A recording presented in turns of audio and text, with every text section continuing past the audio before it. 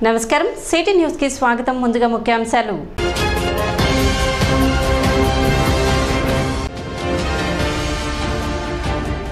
శుక్రవారం నుండి జరిగే 10వ తరగతి సప్లిమెంటరీ పరీక్షలకు అన్ని ఏర్పాట్లు పూర్తి చేసినట్లు వెల్లడించిన ఎంఈఓ లక్ష్మీనారాయణ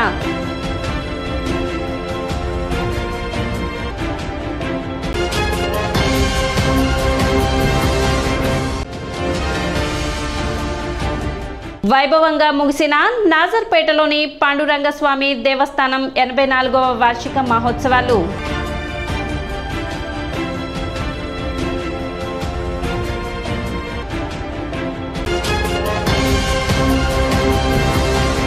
పట్టణ నాజర్పేట అనుగోలు వారి వీధిలో వేంచేసి ఉన్న శ్రీ పాండురంగస్వామి దేవస్థానం 84వ వార్షిక మహోత్సవాలు గురువారంతో ముగిశాయి. 19వ తేదీ నుండి 23వ తేదీ వరకు జరిగిన ఈ వార్షిక మహోత్సవాల్లో భాగంగా చివరి రోజు స్వామివారికి పంచామృత అభిషేకములు, విష్ణు సహస్రనామ పూజ అత్యంత వైభవంగా నిర్వహించారు. అనంతరం శ్రీ సత్యనారాయణ స్వామి వ్రతం కన్నుల పండుగగా జరిపారు. డాక్టర్ శ్రీనివాస్, శ్రీదేవి దంపతులు వ్రతంలో పాల్గొన్నారు.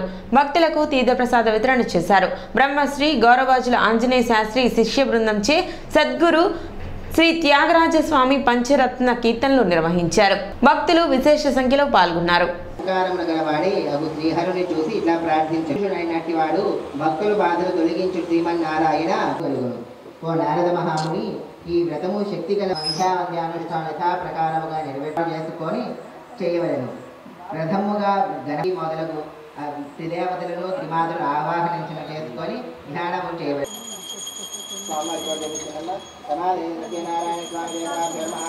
రుక్మిణీ సమేత పాండురంగ స్వామి వారి దేవస్థానం 84వ వార్షికోత్సవం సందర్భముగా ఇవాళ ఐదో రోజు సందర్భముగా ఇవాళ ఉదయాన్నే ప్రాతకాలం పంచామృత అభిషేకము, నిత్య పూజలు నెరవేర్తించుకున్న తర్వాత రమాసహిత సత్యనారాయణ స్వామి వ్రతము జరుగుచున్నది.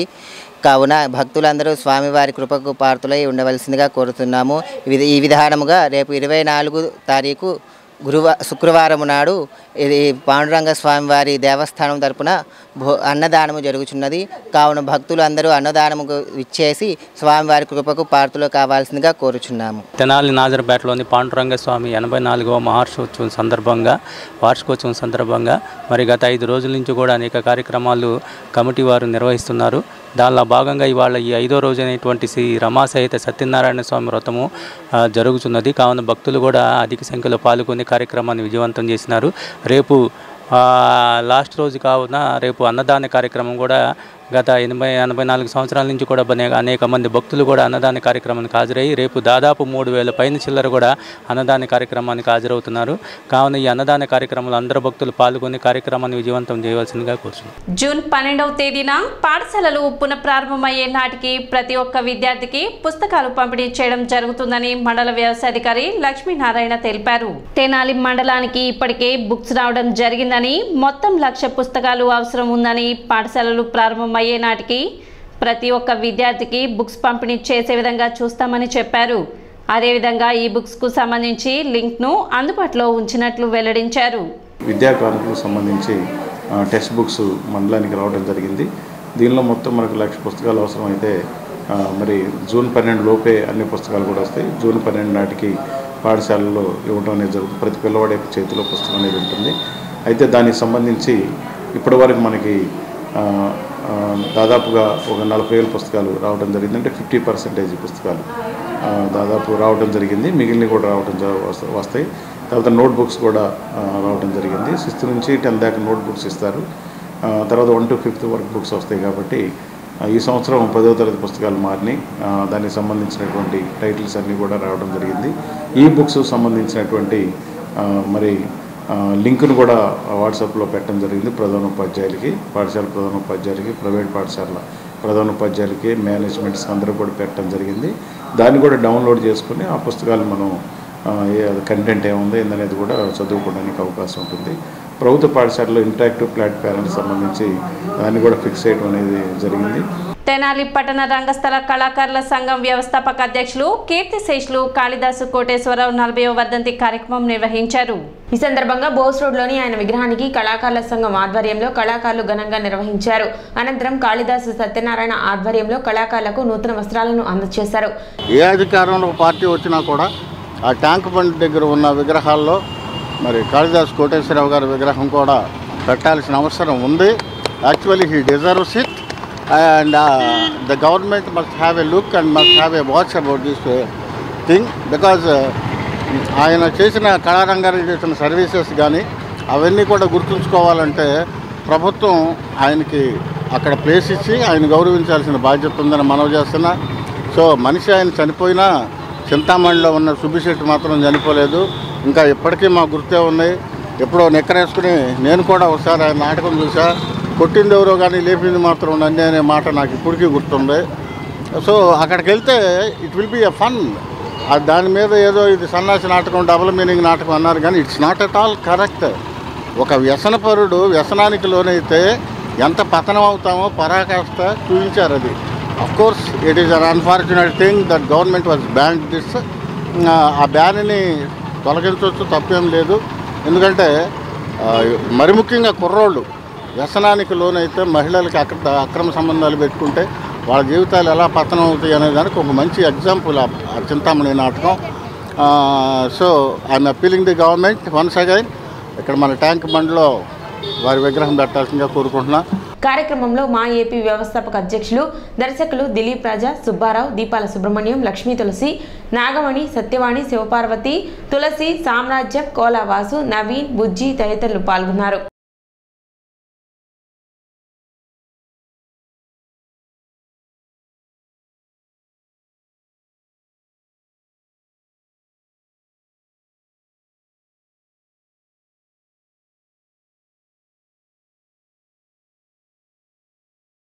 కాళిదాస్ కోటేశ్వరరావు గారిది 40వ వర్ధంతి. అట్లానే ఆయన గారు లేకపోయినా కానీ ఆయన కళాకారుల్ని మా కుటుంబం సభ్యులుగా మమ్మల్ని చేర్చి ఎనలేని సేవలు చేశారు. ఈ పట్టణ రంగస్థల కళాకారుల సంఘం 1972లో వ్యవస్థాపక అధ్యక్షుడిగా ఏకగ్రీవంగా 2 సార్లు ఆయన ఎన్నికవటం మాకెంతో ఆనందకరం. మా కమ్యూనిటీ, మా కులంలో అతను ఒక ధృవతారగా నిలిచాడు. ఆయన్ని మర్చిపోవడం అంటే మమ్మల్ని మేము మర్చిపోవడమేనే. అందుకనే ప్రతి సంవత్సరం ఆయన జ్ఞాపకార్థం మా కుటుంబ సభ్యులను, ఆయన ఏర్పాటు చేసిన పట్టణ రంగస్థల కళాకారుల సంఘంలో కళాకారులను కుటుంబ సభ్యులుగా భావించి యథోధికంగా ఆయన జ్ఞాపకార్థం వారికి బట్టలు పెట్టడం జరుగుతుంది. అలాగే హాస్యం, ఆరోగ్యకరమైన ఆహ్లాదకరమైన హాస్యం అనేటువంటి చింతామణి సుబ్బిశెట్టి పాత్రని ఆయన ఎంతో పేర్లు తెచ్చుకున్నాడు.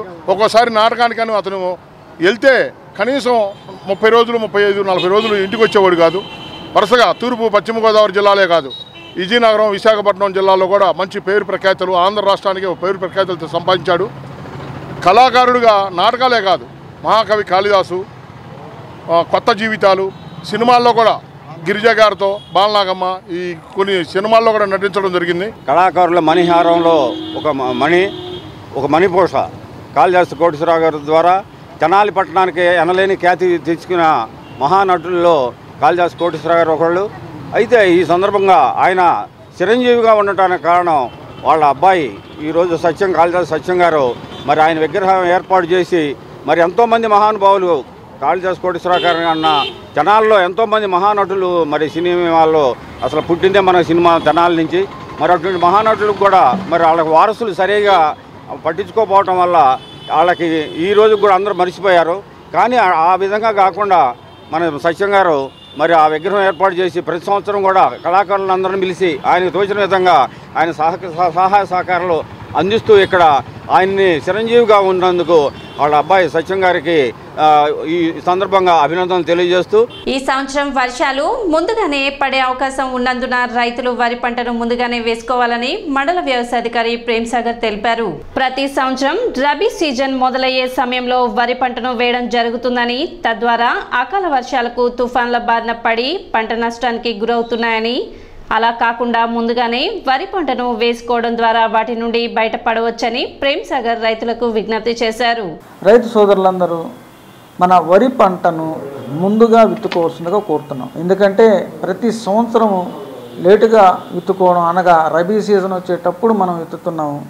కాబట్టి అకాల వర్షాలకు, తుఫాన్లకి మనం పంటను చేతికి అందిస్తున్నాం. అలా కాకుండా ముందుగా రైతు సోదరులు ప్రతి ఒక్కరూ గ్రామాల్లో మన ఉన్న మొత్తం గ్రామాల్లో రైతు సోదరులందరూ ఆలోచించి వరి విత్తుకోవడం వ్యధ పద్ధతి ద్వారా విత్తుకొని ముందుగా మనం పంటని సేకరిస్తే, ధాన్యాన్ని సేకరిస్తే నవంబర్ డిసెంబర్లో వచ్చే తుఫాన్ నుండి మనం గట్టెక్కచ్చు. తర్వాత ఆ తుఫాను పోయిన తర్వాత జొన్న, మొక్కజొన్న, మినుము, పెసర వేసుకోవచ్చు అండ్ ఇఫ్ బోర్లో నీళ్లు ఉంటే. కాబట్టి రైతు సోదరులందరూ ఈ పాయింట్ని గమనించవలసిందిగా కోరుతున్నాం. మేము కూడా విలేజ్ యాక్షన్ ప్లాన్ను రైతు భరోసా కేంద్రం ద్వారా ఈ సంవత్సరం కార్యాచరణ ప్రణాళిక తయారు చేస్తున్నారు రైతు భరోసా కేంద్రాల్లో. అవి నివేదికలు గుంటూరుకు పంపిస్తాం. ఇప్పుడు ఒక చిన్న విరామం.